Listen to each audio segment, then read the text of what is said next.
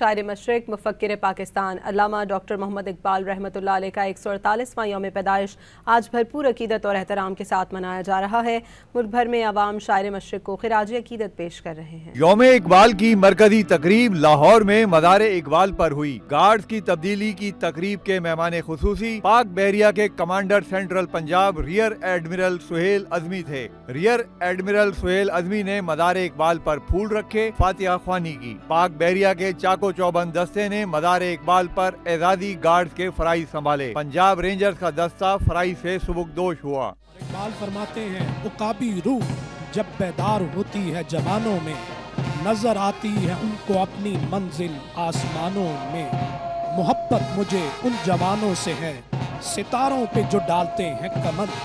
जवानों को मेरी आहें सहर दे, फिर इन शाहीन बच्चों को बालों पर दे। खुदाया आरज़ू मेरी यही है, मेरा नूरे बसीरत आम कर दे, मेरा नूरे बसीरत आम कर दे।